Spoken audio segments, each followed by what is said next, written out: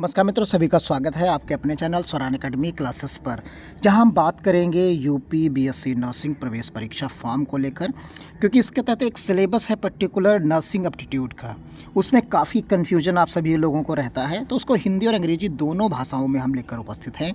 इस particular video में केवल हम नर्सिंग एप्टीट्यूड के बारे में बात करेंगे, क्योंकि आप सभी लोग जानते हैं इसमें जो है बाकी भी सेक्शंस रहते हैं, केमिस्ट्री, फिजिक्स और बायो के भी रहते हैं, लेकिन उसका जो 20% का सेक्शन है, प्रश्नोत्तर हैं, उस पर जो सिलेबस है उन प्रश्नोत्तर के लिए, उस पर हम बात करेंगे नर्सिंग एप्टीट्यूड का एक विस्तृत सिलेबस के बारे में। तो यहाँ पर जो है शुरू करेंगे नर्सिंग के मूल सिद्धांत हैं उनके बारे में यहाँ पर बात की जाती है, उनसे संबंधित क्वेश्चंस आते हैं। इन क्वेश्चंस को लेकर भी हम हाजिर होंगे आने वाले वीडियोस में, जिनको आप डायरेक्टली पढ़ पाएंगे। तो यहाँ पर नर्सिंग के मूल सिद्धांत यानी फंडामेंटल ऑफ नर्सिंग जो होते हैं, जैसे रोगी की देखभाल के मूलभूत सिद्धांत क्या हैं, स्वच्छता यानी basic principle of patients care, स्वच्छता एवं संक्रमण नियंत्रण, हाइजीन एंड इन्फेक्शंस कंट्रोल कैसे होता है, प्राथमिक चिकित्सा एवं आपातकालीन देखभाल, फर्स्ट एड संबंधित जैसे नर्सिंग में क्या है, मूल्यांकन, निदान, योजना, कार्यान्वयन और मूल्यांकन। इस तरीके से आप देख सकते हैं असेसमेंट, डायग्नोसिस और प्लानिंग, इम्प्लीमेंटेशंस या रोगी की स्थिति की निगरानी कैसे की जाए, जैसे तापमान, नाड़ी, रक्तचाप, इनसे संबंधित जो क्वेश्चंस बनते हैं, मॉनिटरिंग ऑफ पेशेंट्स कंडीशंस, कैसे हम हैंडल करते हैं पेशेंट्स को, तो उन पर जो क्वेश्चंस बनते हैं, कॉन्सेप्चुअल क्वेश्चंस बनते हैं, उनको यहाँ पर दिया जाता है। तो उन पर हम बेस्ड क्वेश्चन भी आपको प्रोवाइड कराएंगे आने वाले टाइम में। तो आप अगर इन सब चीज़ों से पढ़ना चाहते हैं विस्तृत रूप में, तो आप चैनल को सब्सक्राइब करना बिल्कुल ना भूलें। मानव शरीर संरचना और शरीर विज्ञान यानी ह्यूमन एटोनॉमी एंड फिजियोलॉजी, इसके बारे में भी क्वेश्चंस पूछे जाते हैं। ये कॉन्सेप्चुअल बेस्ड क्वेश्चंस होते हैं। और यहाँ पर जैसे सेल स्ट्रक्चर एंड फंक्शंस, तंत्रिका तंत्र, नर्व सिस्टम, श्वसन, पाचन, उत्सर्जन, संचार में हृदय प्रणाली, इसका डीप उस तरीके के नहीं होते। इससे जो है पेडोगोजी टाइप के क्वेश्चन में होते हैं कि ये कंडीशन होगी तो नर्स कि आप नर्स हैं, स्टाफ नर्स के रूप में हैं, तो आप उस पेशेंट को क्या करेंगे, इमीडिएटली आपको क्या करना चाहिए, इससे संबंधित यहाँ पर क्वेश्चंस बनते हैं। संचार में हृदय प्रणाली यानी यहाँ पर मांसपेशी और हड्डी संरचना, मसल्स एंड स्केलेटन सिस्टम के बारे में, किसी के बोन फ्रैक्चर्स है क्या है, तो उन सब चीज़ों के बारे में यहाँ पर डिटेल में चीज़ों को पढ़ा जाता है। और उनके कुछ पर्टिकुलर कंडीशंस पर आपका रिएक्शन क्या होगा, आप इमीडिएटली कौन सा काम करेंगे, इन सब चीज़ों पर क्वेश्चंस बेस्ड होते हैं। जैसे पोषण और आहार विज्ञान, क्योंकि ट्रीटमेंट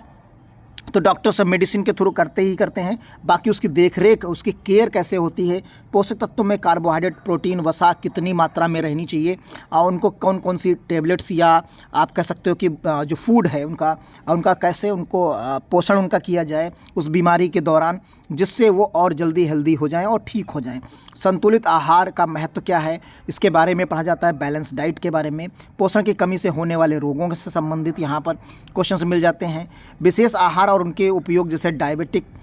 कोई है या हृदय रोग से संबंधित है तो उसके लिए क्या अपनाया जा सकता है, वहाँ पर केयर उसकी कैसे की जा सकती है। Special diets for their users, जैसे डायबिटीज़, हार्ट डिसीजेस है कैंडिडेट्स को, पेशेंट को, तो उसके लिए कौन सी कंडीशंस में उसे कैसे केयर करेंगे जिससे उसे संभाला जा सके। नर्सिंग नैतिकता और पेशेवरता के बारे में, प्रोफेशनलिज्म क्या है इसका, नर्सिंग एथिक्स क्या है, इन पर जो है क्वेश्चन बेस्ड होते हैं। तो इन सभी चीज़ आप सभी लोग जानते हैं कि 40 क्वेश्चंस आपको इसमें मिलते हैं। पूरे के पूरे जो क्वेश्चंस मिलते हैं वो 40 क्वेश्चंस मिलते हैं। यहाँ हमने थंबनेल में 20% लिखा, 20% का मतलब यहाँ पर 40 क्वेश्चन से है। 40 क्वेश्चंस उसके जो आते हैं वो इन्हीं टॉपिक से मिलते हैं। तो यहाँ पर हम डिस्कस कर रहे हैं नर्सिंग में नैतिकता यानी गोपनीयता, सहमति, करुणा, इस तरीके के एथिक्स होने चाहिए उसके अंदर। रोगी अधिकार और नर्स की भूमिका क्या होती है, patient rights and the role of nurse, पेशेवर व्यवहार और नैतिक दुविधा क्या होती है, professional behaviour and ethical dilemma क्या है इसका, यानी जिम्मेदारी आपकी क्या रहने वाली है, professional responsibility of nurse in health care team के रूप में। तो इस तरीके की चीज़ें पर बेस्ड क्वेश्चंस होते हैं। नर्सिंग नैतिकता और पेशेवर यहाँ पर आपने पढ़ लिया।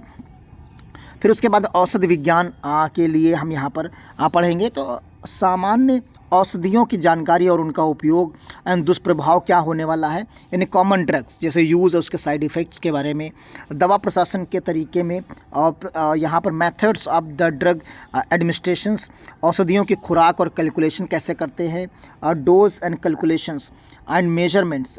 विषाक्तता और प्रबंधनी, एंटीडोट्स क्या है, टॉक्सिसिटी एंड एंटीडोट्स के बारे में यहाँ पर पढ़ा जाता है और इन पे बेस्ड क्वेश्चंस आते हैं। मानसिक स्वास्थ्य नर्सिंग के, मेंटल हेल्थ नर्सिंग का, तो यहाँ पर आप देखेंगे मानसिक स्वास्थ्य के सिद्धांत क्या है, प्रिंसिपल ऑफ हेल्थ जो है मेंटल हेल्थ के बारे में, और सामान्य मानसिक स्वास्थ्य समस्याएं जैसे डिप्रेशन है, एंजाइटी है, और यहाँ पर तो ये सारी चीज़ें आप यहाँ पर आप देख सकते हैं। केयर ऑफ साइकेट्रिक पेशेंट्स के रूप में है, जो मनोरोगी पेशेंट्स होते हैं उन पर कैसे, स्ट्रेस मैनेजमेंट आपको कैसे करना है, तो इन सब चीज़ों पर जो बेस्ड क्वेश्चंस बनते हैं, कंडीशनल बनते हैं, वो उन पर बात की जाएगी। ये आपको डिटेल्ड हम समझा रहे हैं जिससे आप जब पढ़ना शुरू करें, क्योंकि मार्क्स एक मार्क्स आपका बहुत इंपॉर्टेंट होता है वहाँ पर,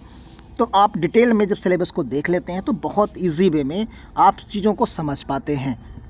7 नंबर पॉइंट पर हम बात करेंगे संक्रमण रोग और उनका प्रबंधन, यानी संक्रमण रोगों का वर्गीकरण, जैसे टीबी, मलेरिया, डेंगू, हेपेटाइटिस, इस तरीके के कॉमन यूजेस होते हैं। Classification of